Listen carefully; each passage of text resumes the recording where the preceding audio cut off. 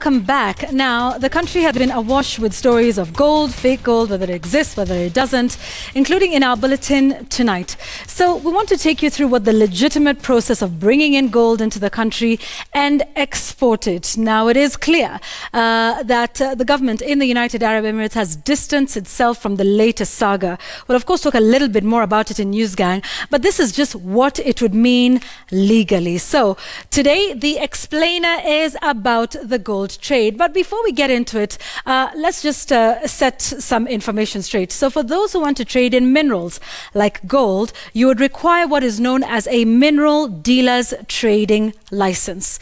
International buyers can buy from them. Now, most of the gold in the world originates from the Democratic Republic of Congo, but it is held in mostly Eastern Congo, which is under rebel control, and it's what is known as conflict gold. Quite expensive because it's being sold on the black market. So if you want to bring in gold into the country, all you need is that mineral dealer's trading license. And when you bring it in, there's no royalties that are charged. However, if you now bring it in, hypothetically speaking, and you now want to export that gold to whatever destination, what is the process? Well, the first thing you would do is apply for an export permit from the mining industry. Now, in that application form that you would put together, you would be required to give a number of details. So let me get to some of those details now.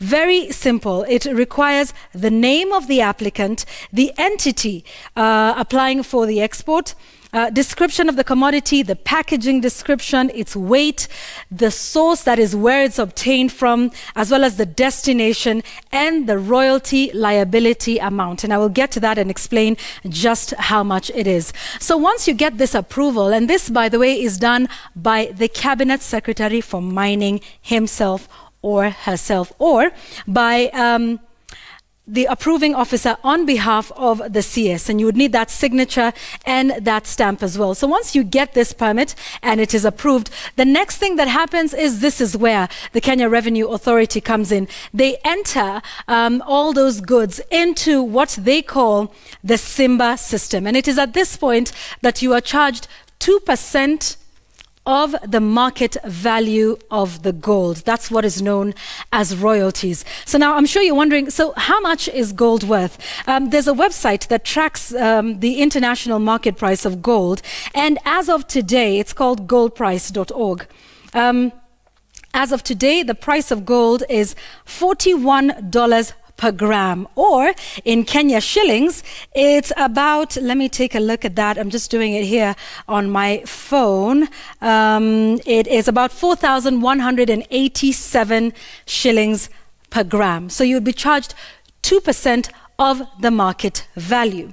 So once this process has been done and you have paid your taxes, you would then choose the method of transporting these goods.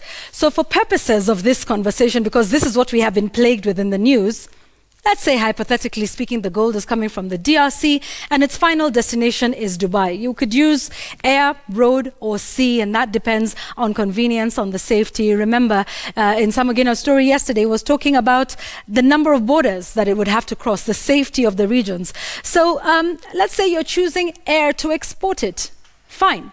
So what happens before export? Well, a very important process, and that is where the customs department then comes in. They take a look at that consignment. They take a look at what your declaration was. Remember, we talked about the weight, the packaging, the market value. So they go into all of these documents. And remember, the customs department, actually together with ministry officials, that is the Ministry of Mining, will then seal the package in the presence of the client. In some cases, they even take photographs.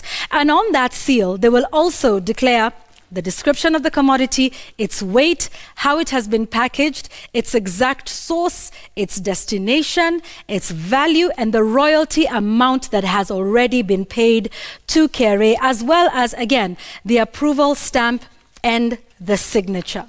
So that is how the gold would then make its way out of the country. However, before doing that, your goods could be approved or rejected. Why? Because they would take a look at what was declared and what is actually in the consignment, in the package.